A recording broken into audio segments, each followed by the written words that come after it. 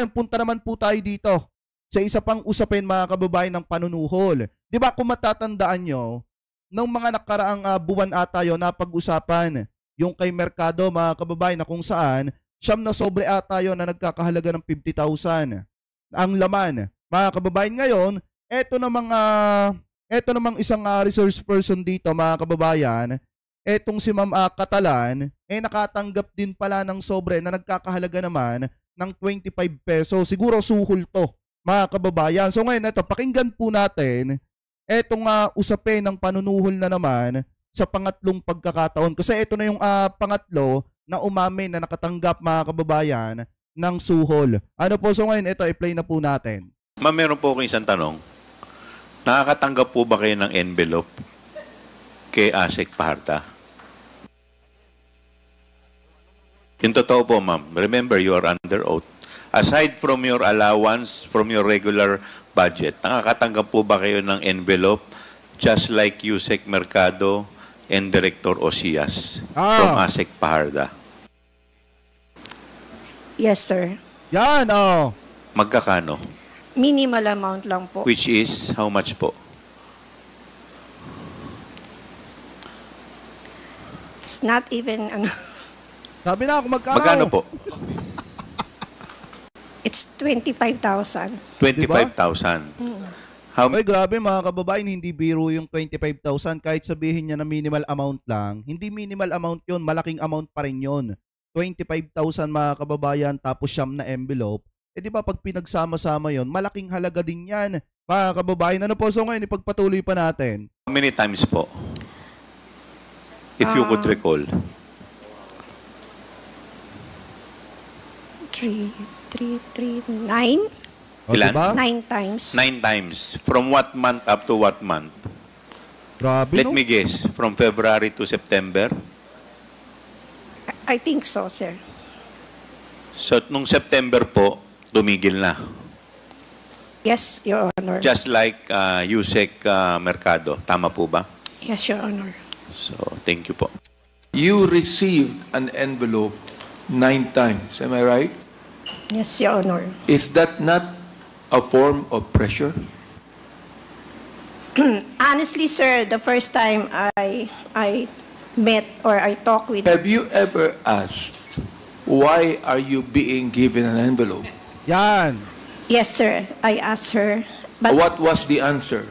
it's just an allowance from the Vice President.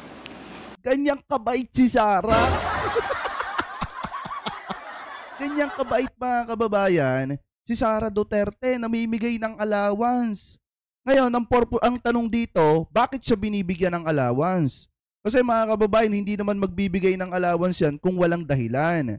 Kasi kung titingnan nating mabuti, di ba, pamula doon kay Mercado, mga kababayan, tapos yung isa pang lalaki, nakalimutan ko lang yung pangalan, na umamin din na nakakatanggap ata ng 12 milyon.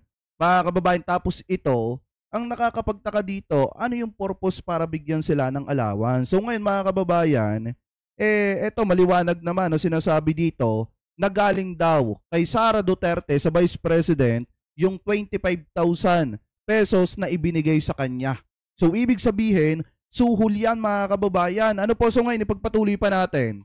Was that? It was just an allowance from the Vice President. Actually, I asked allowance. Is that liquidated, or is that recorded, or is just given to you? Because it's a bit different when you say allowance and it's just an envelope given to you. Am I right? Sir, the first time I received it, I honestly asked Shine, Ma'am, is it part of the confidential fund? Sabi niya, no. It was just an allowance from the Vice President. So, Sarap. for me, honestly, I received it knowing that it was not part of the Who gave you confidential Who gave you the envelope? fund. ASEC, Sunshine Fajarda. Who requested you to sign the accounting report? It was also ASEC Shine Fajarda. Therefore, if it was ASEC Fajarda who requested you, as you said, to sign, and she is also the one that gave you the envelopes, would you not think that it's a form of pressure on your part? Ah, Come on, but please tell us the truth here. Because look, sabi ng mga didishit dito, ano daw nasa script daw. Nakita nyo ba na itong si Ma'am Catalan, katulad ni Grijaldo na nagbabasa ng script dun sa Senado? Nakita nyo ba na may binabasa siyang script, mga kababayan? Wala, tinatanong siya dito, ine-interrogate siya dito, kino-cross-examine siya dyan ni Congressman Abante. Iba po yung may binabasang script, mga kababayan, na katulad ni Grijaldo, na pagkatapos tumistigo dito sa Quadco, mga kababayan, sa Kamara, biglang nag-iba yung statement nung nakaharap na ang bossing niyang si Bato. Magkaiba yon, mga kababayan. Kasi yung kay Grijaldo, nakapagbitaw na siya ng unang statement, pagdating ng Senado, nung nakaharap niya na ang bossing niyang si Bato, biglang nag-iba yung script. Yun yung may script. Eto, mga kababayan, wala to. Tingnan nyo, ine-interrogate nga siya dito. I think you know what I mean, isn't it? I do not think that you are going to receive envelopes from the same person that requested you without you realizing the pressure of signing it. Ms. Catalan. Your Honor, at the first giving of the envelope, I honestly and asked ASIC Shine if it is part of the confidential fund. Sabi niya, hindi, this is just an allowance from the secretary. So I trusted her word for that. And without any thinking na it was really part of the confidential fund, honestly on my part. So I received it honestly on my part without any, it was part of the confidential fund. I'm saying this to you because alam mo, talagang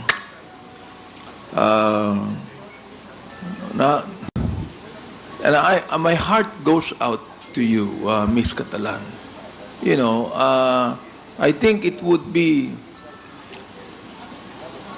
best that, you know, in your own heart. Pero kung ito, mga kababayan, allowance, napakalaki ng allowance nila. Swerte pala sila, mga kababayan, nung si Sara ay nasa DepEd pa. At swerte yung mga empleyado ni Sara sa kanyang opisina. Kasi pagka malaki-laki, mga kababayan, siguro ang kitaan, merong mga malalaking allowance. Itong mga ito, biruin nyo ha, 25,000, minimal pa lang yun sa kanya. Diba sabi nitong si Ma'am Catalan, minimal allowance lang, ibig sabihin maliit lang. Pero kung titingnan natin yung 25,000, mga kababayan, hindi na po maliit yan sa panahon ngayon. Hindi na maliit yan, malaking pera na po yan. So ngayon, ang tanong dito, bakit siya binibigyan ng allowance? Dahil ba pinipilit siya na pumirma, mga kababayan? Yun ba yung dahilan? Ito kasi yung dapat malaman ng taong bayan. Ano po, so ngayon, ipagpatuloy pa natin. You have been pressured because you received the envelopes. O ganito na lang, tanungin ko na lang kayo, sa inyong palagay, mga kababayan, eto ha, press 1 nga, kung may dahilan kung bakit siya binigyan ng 25,000, mga kababayan. At press 2 naman, kung sa tingin ninyo yun talaga ay allowance lang. Kasi kung titingnan natin, mga kababayan, dito sa part na ito, hindi basta-basta magbibigay ng ganong kalaking halaga ng pera, mga kababayan, para sa allowance lang. Ano po? So ipagpatuloy pa natin. They're not only being requested. You have been pressured because you received envelopes thinking that they are just allowances, but you know it is never recorded. Tama. It is not part of the budget that was given to the OVP or the Secretary of Education. It's not part. Did you sign a voucher for it? No, Your Honor. See? I mean, so what I'm saying is this.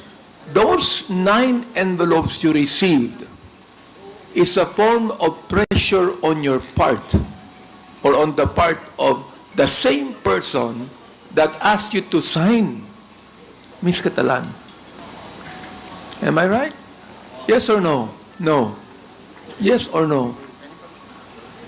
Maybe, Your Honor. No, it's not maybe. It's yes, isn't it?